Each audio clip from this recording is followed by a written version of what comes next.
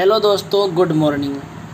आज हम लोग DEd special education VI paper number 6 education of children with low vision इसके एक टॉपिक का अध्ययन करेंगे जो कि यूनिट 3 से संबंधित है।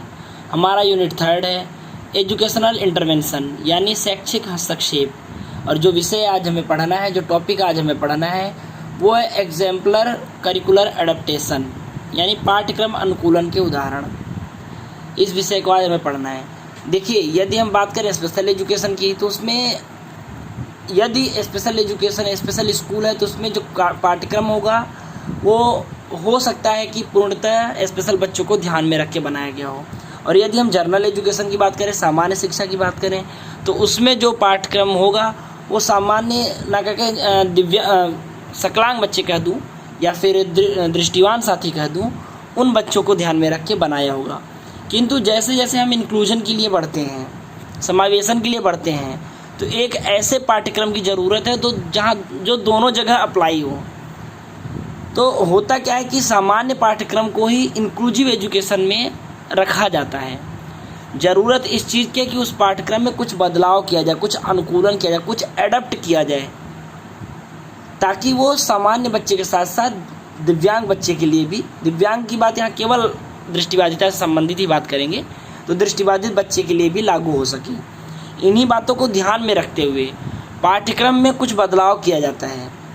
उन बदलावों को हम ओमिशन कह देंगे, मॉडिफिकेशन कह देंगे, डुप्लीकेशन कह देंगे। इस तरह के टर्म है जिसके माध्यम से हम आप आज समझेंगे कि एक्चुअल में पाठ्यक्रम अनुकूलन होता क्या है। ठीक है, तो आइए शुरू करते हैं। हम कुछ उदाहरण भी लेंगे और उदाहरणों के माध्यम से समझेंगे कि पाठ्यक्रम अनुकूलन इन बच्चों के लिए क्यों ज़रूरी है और एक्चुअल ये होता क्या है, ताकि हमारा ये टॉपिक आज क्लियर हो सके। आइए बढ़ते हैं। देखिए, पाठ्यक्रम शब्द अंग्रेजी भाषा के करिकुलम शब्द का हिंदी रूपांतरण है। करिकुलम शब्द का हिंदी रूपांतरण है। करिकुलम शब्द लैटिन भाषा में अंग्रेजी में लिया गया है तथा यह लैटिन शब्द कुर्रेर से बना है। लैटिन का एक शब्द है कुर्रेर, जहाँ से करिकुलम बना है और वहाँ से फिर पाठ्यक्रम का लिया गया है। ठीक, कुर्रेर का अर्थ है दौड़ का मैदान। दौड़ का मैदान मतलब वो फील्ड जहाँ से एक टीचर एक बच्चे को गुजारता है। ठीक है। पाठ्यक्रम वह साधन है जिसके द्वारा शिक्षा व जीवन के लक्ष्यों की प्राप्ति होती है। क्योंकि जो भी एजुकेशन है, जितना भी एजुकेशन है, सबका कुछ ना कुछ सिलेबस है और जीवन के विभिन्न लक्ष्य जो एम्स होते हैं, चाहे स्टूडेंट्स को हो चाहे टीचर्स के हो, वो पाठ्यक्रम से ही प्राप्त किए जा सकते हैं। विद्यालय स्तर पर शुरू से ही प्रायः सरकार द्वारा स्वीकृत पाठ्यक्रम का ही प्रयोग किया जाता है। देखिए, चाहे इंक्लूजन की बात हो चाहे जो बात हो, लेकिन जो सीबीएसई के द्वारा मान्यता प्राप्त सिलेबस है उसी को पाठ्यक्रम को लागू किया जाएगा। एकीकृत शिक्षा कार्यक्रम में तो ऐसा करना सामान्य एवं अनिवार्य है। ठीक है, इंक्लूसिव हो तब एकदम सामान्य और अनिवार्य है। यह पाठ्यक्रम दृष्टिवान बालकों के जागरूकता को ध्यान में रखकर बनाया जाता है। मैंने कहा है सकलांग बच्चों को या दृष्टिवान साथी को ध्यान में रखकर बनाया जाता है ये पाठ्यक्रम। ठीक है, फलतः इसमें ऐसे अनेक तत्व या अंश होते हैं जो दृष्टिबाधितों को समान शैक्षिक अनुभव देने में बाधा बन सकते हैं। ठीक, कुछ दृष्टिमूलक प्रत्यय होंगे जिसकी वजह से दृष्टिबाधित साथी जो है वो काम करने में उनको बाधा उत्पन्न हो सकती है। ठीक, पाठ्यक्रम में ऐसे बाधक तत्वों को दृष्टिबाधित बच्चों के लिए अनुकूल बनाने हेतु परिवर्तन की आवश्यकता होती है। तो वो पाठ्यक्रम दृष्टिबाधित बच्चे के लिए भी हो, दृष्टिबाधित बच्चा भी उसके साथ पढ़ सके, मुख्य धारा में आ सके, इसके लिए उसमें कुछ बदलाव करने की ज़रूरत है। पाठ्यक्रम वही होगा लेकिन थोड़ा बहुत उसमें बदलाव करें ताकि दृष्टिबाधित साथी दृष्टिवान साथी के साथ पढ़ सके। ठीक है, इसके कुछ नियम हैं इसके। इन नियमों को दृष्टिबाधित बच्चों के लिए पाठ्यक्रम अनुकूलन के नियम कहा जा सकता है। ठीक है, आइए बढ़ते हैं। जो पहला नियम है सब्स्टिट्यूशन यानी प्रतिस्थापन। प्राथमिक स्तर पर पाठ्यक्रम में दृष्टिमूलक विचारों का भरमार होता है जिन्हें दृष्टिबाधा की सीमाओं के कारण ऐसे बालकों के लिए समझना कठिन हो जाता है। उनके लिए संसाधनों को समझना कठिन या असंभव हो जाता है, तो प्रतिस्थापन की सहायता लेनी पड़ती है। देखिए, जब कभी ऐसा हो जाए कि देखिए प्राइमरी लेवल पे क्या होता है कि जो पाठ्यक्रम सिलेबस होता है उसमें ज़्यादातर कंटेंट दृष्टिमूलक होते हैं, जिनको देख के ही समझा जाता है, क्योंकि पिक्चर्स ज़्यादा होते हैं, क्योंकि छोटे बच्चे देख के ज़्यादा सीखते हैं। तो ऐसे में उस पाठ्यक्रम में क्या बदलाव किया जाए ताकि दृष्टिबाधित साथी भी उनके साथ शामिल हो सके। ठीक है, आइए अभी आगे समझ लेंगे एक एग्जाम्पल के माध्यम से। अभिप्राय है कि पाठ्यक्रम में उपलब्ध विषय वस्तु के स्थान पर दृष्टिबाधित बालकों के लिए किसी अन्य विषय वस्तु की व्यवस्था करना जो यथासंभव पाठ्यक्रम में सम्मिलित विषय वस्तु जैसा ही हो। कुछ ऐसा करें कि जो पाठ्यक्रम का विषय वस्तु है उसमें बदलाव भी ना हो और एग्जैक्ट वही चीज़, एग्जैक्ट वही ज्ञान हम दृष्टिबाधित साथी को भी दे सकें। ठीक है, तथा उसके जैसा अथवा उससे मिलते जुलते अनुभव प्रदान करें। यदि एग्जैक्ट पाठ्यक्रम ना भी दे पाए तो उससे मिलते जुलते अनुभव प्रदान करने वाले पाठ्यक्रम हो, ऐसी कोशिश होनी चाहिए। ठीक है, एक हम उदाहरण दे रहे हैं जो इसका सब्स्टिट्यूशन का उदाहरण है, प्रतिस्थापन का उदाहरण है।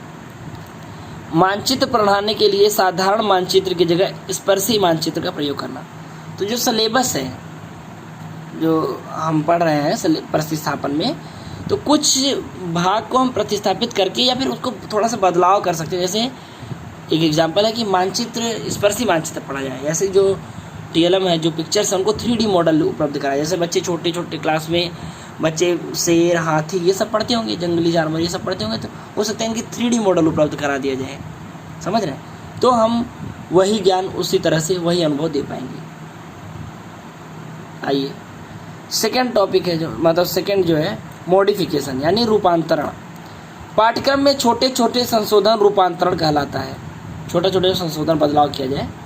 पाठ्यक्रम में कई बार लिखा रहता है, ऊपर देखिए क्या लिखा रहता है, ऊपर दिए गए चित्रों को देखकर बताओ कि उसमें कुछ व्यक्ति या पशु क्या कर रहे हैं। कई बार जो प्रिंट किताबें होती हैं उनमें ऐसा लिखा होता है। तो अब ये हम दृष्टिबाधित बच्चे के लिए यही चीज़ कैसे तैयार करें, तो हम लोग कई बार करते क्या है, ब्रेल का चित्र शामिल करना असंभव है क्योंकि ब्रेल में चित्र बन नहीं सकता। आजकल आ गया है एम्बॉस करके, उसमें क्या होता है उभर जाता है, लेकिन वो कॉन्सेप्ट नहीं देता। ठीक है, अतः दृष्टिबाधित छात्रों के लिए यह वाक्य भ्रामक है।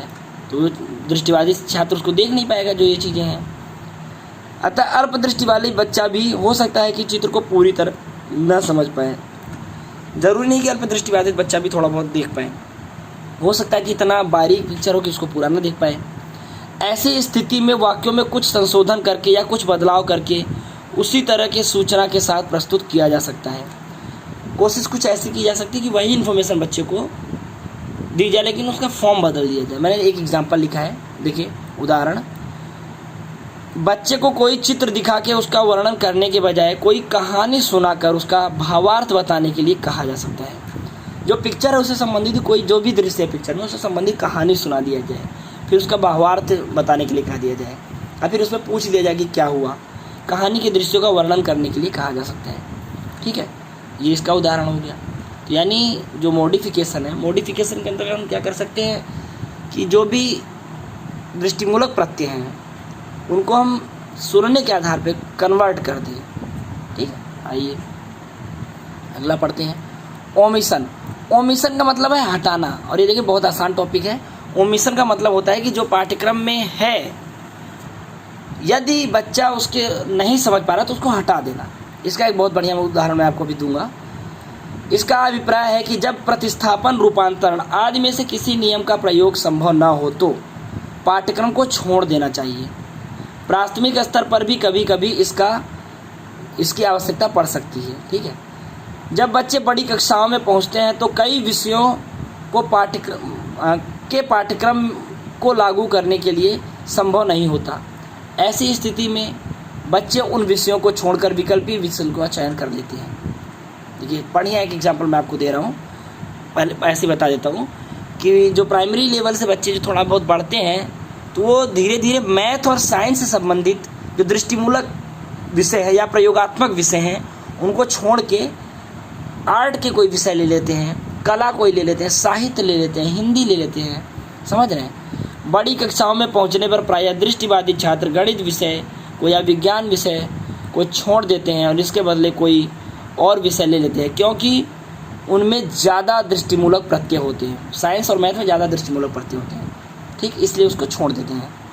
जिसके साथ शिक्षण चालू रख सकना इन छात्रों के लिए संभव नहीं है। उसमें जो दृष्टिमूलक प्रत्यय होते ज़्यादा होते हैं, जिसकी वजह से जो अल्प दृष्टिबाधित या पूर्णतः दृष्टिबाधित बच्चे हैं अपने एजुकेशन को उससे साथ चालू नहीं रख सकते, तो उस विषय को उनके पाठ्यक्रम से हटा दिया जाता है। देखिए ये लास्ट है, डुप्लीकेशन या द्विगुणित।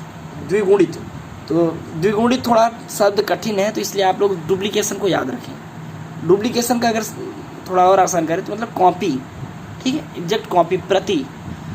देखिए द्विगुणित का नियम का अभिप्राय द्विगुणक तक ही सीमित नहीं है। अनेक बार छपी हुई पाठ्य सामग्री के स्थान पर ब्रेल अथवा लार्ज प्रिंट पाठ्य सामग्री दृष्टिबाधित बालकों के लिए सुलभ नहीं होती। उस स्थिति में अध्यापक को उस पाठ्य सामग्री का अथवा लार्ज प्रिंट प्रतियां स्वयं तैयार करनी पड़ती हैं। कई बार ऑलरेडी अवेलेबल नहीं रहती, जैसे जितनी किताबें प्रिंट में हैं वो सारी किताबें रिकॉर्डिंग में भी अवेलेबल नहीं है, वो सारी किताबें ब्रेल में भी नहीं अवेलेबल है, या फिर वो सारी किताबें लार्ज प्रिंट में भी नहीं अवेलेबल हैं। तो ऐसी स्थिति में यदि छात्र को पढ़ाना है तो अध्यापक को स्वयं तैयार करना पड़ता है, ठीक है, या फिर किसी की सहायता से बनानी पड़ती है, या तो खुद तैयार करे या किसी की हेल्प ले, ऐसा करना पड़ता है अध्यापक को, ठीक है। इसके अतिरिक्त द्विगुणित का अभिप्राय वास्तविक अनुभव न दे पाने की स्थिति में उसके स्थान पर दृष्टिबाधित बालक को उससे मिलता जुलता अनुभव प्रदान करने से होता है। देखिए द्विगुणित का मतलब है कि सेम जो चीज़ प्रिंट में है उसकी कॉपी या तो लार्ज प्रिंट में या फिर रिकॉर्डिंग फॉर्म में तैयार किया जाए या ब्रेल में तैयार किया जाए।